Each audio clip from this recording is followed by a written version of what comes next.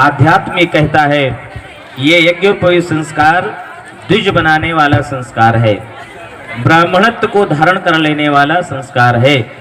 गुरुदेव ने ब्राह्मण बनाए, बहुत सारे ब्राह्मण होते हुए भी ब्राह्मण नहीं बन पाए, ब्राह्मण कुल में जन्मे लेकिन ब्राह्मण नहीं बन पाए। इसलिए ब्राह्मण बनने की जो विधा है वो है गायत्री की दीक्षा, यज्ञोपवीत संस्कार। और आज आप पूर्ण रूप से ब्राह्मण बनने चल रहे हैं। अभी तक आप ब्राह्मण कुल में, ब्राह्मण घर में जन्मे थे, जन्म से आप ब्राह्मण कहे जाते थे, लेकिन वास्तविक ब्राह्मण तो आज से आप बनेंगे। ब्राह्मण किसी जाति का नाम नहीं है, ब्राह्मण एक ऐसा पद है जिससे आप जुड़ते ही आपका सम्मान, आपका मान, आपकी प्रतिष्ठा बढ़ जाती है। और उसमें जो विशेषता है वो है उस यज्ञोपवीत की, जिसको गायत्री का ही स्वरूप माना जाता है, ये उसकी विशेषता है। अभी तक ये हमारा शरीर सामान्य शरीर था, ऐसा हम मानते रहे, लेकिन आज से आपका शरीर क्या बन जाएगा? भगवान का बनाया हुआ ये मंदिर आज पूर्ण होने चल रहा है।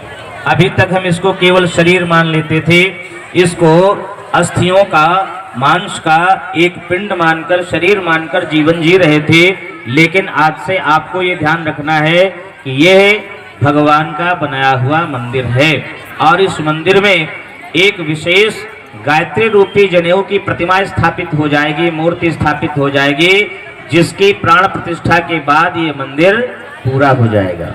अभी तक क्या कर रहे थे? अभी तक इस अधूरे मंदिर को हम केवल जी रहे थे।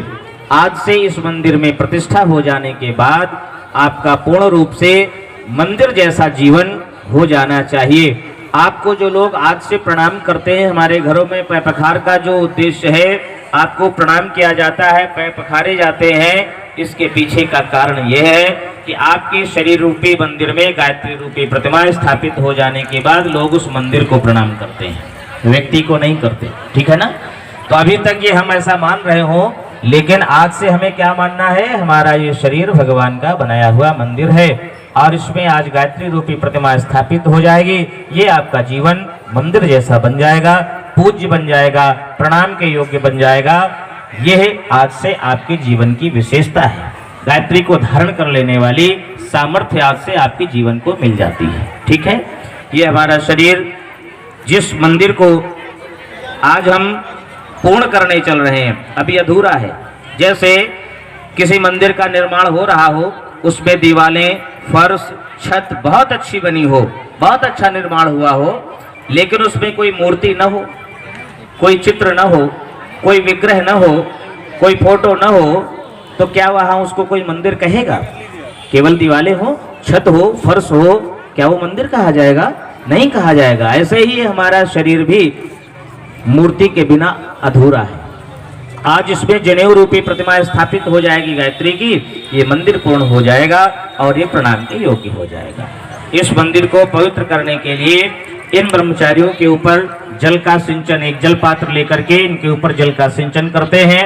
आप लोगों को क्या भाव रखना है कि हमारा ये शरीर रूपी मंदिर आज पवित्र हो रहा है। निर्माण के बाद जैसे प्राण प्रतिष्ठा करने से पहले उसकी धुलाई, सफाई, पवित्रता विद्यमान की जाती है, ऐसे ही आपके ऊपर जल का सिंचन उस पवित्रता, दिव्यता को धारण करने के लिए किया जा रहा है। ठीक है? जल का पात्र लीजिए और पुष्प के द्वारा इनके ऊपर जल का सिंचन कीजिए। और बहनें कहाँ हैं? कम से कम 5 बहनों को यहाँ रहना है संस्कार में। 5 बहनें, ध्यान दीजिए, 5 बहनें यहाँ पर रहेंगी जो इस संस्कार में सहयोग करेंगी। जल पात्र लीजिए। ओम अपवित्रः पवित्रो वा सर्वावस्थांगतोऽपि वा यः स्मरेत् पुण्डरीकाक्षं स वायव्यन्तरः शुचि। ओम पुनात् पुण्डरीकाक्षः पुनात् पुण्डरीकाक्षः पुनातो। चंदन धारणम, ध्यान देंगे, आज से आपके मस्तक पर तिलक चंदन होना ही चाहिए। क्यों? आपके मस्तक पर अगर तिलक चंदन नहीं है तो फिर ये दोष है आपके लिए। ठीक है? ये दोष है आपके लिए, ये दोष से आपको बचना है। तिलक चंदन आपके मस्तक पर लगा होना चाहिए। आपके प्रतीक पहचान आपको अपने जीवन में जहां पर हम ये तिलक चंदन लगाते हैं, अगर इसमें कोई मेडिकल साइंस के छात्र हों तो उनसे उस बात को कहने के बाद समझने में बहुत आसानी होगी। जितनी चीज़ें आपको बताई जाती हैं, करने के लिए कही जाती हैं, वो सारी की सारी चीज़ें साइंटिफिक हैं। उसका सिद्धांत वैज्ञानिक तथ्य से केवल सिद्ध किया जाता है तो हमारा आध्यात्मिक, लेकिन साइंटिफिक तरीके से हम उसको समझ सकते हैं। वैज्ञानिक तरीका हमको केवल समझने के लिए होता है। जितनी भी डायग्नोसिस है वो हम जानने के लिए केवल करते हैं, उससे हमारा और कोई मतलब नहीं होता, ये जानने के लिए है। ऐसे ही हम जितने कर्मकांड करते हैं उसका एक वैज्ञानिक उद्देश्य है। जिस स्थान पर तिलक चंदन बिंदी लगाते हैं ये आज्ञा चक्र कहा जाता है योग की भाषा में।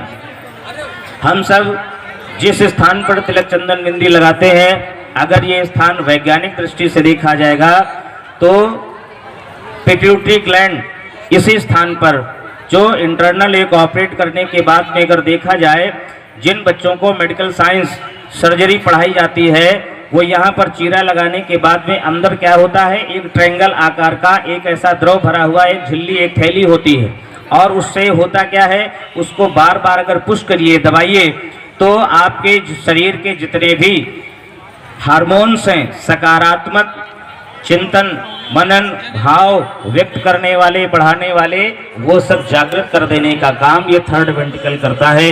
ये पिट्यूटरी ग्लैंड के माध्यम से संपन्न होता है। क्या हमारे अंदर सकारात्मक सोच बढ़ती है केवल ये बार बार दबाने से। ये आज्ञा चक्र जहां पर तिलक चंदन बिंदी लगाते हैं, इसलिए इस विधा को प्रतिदिन किया जाता है।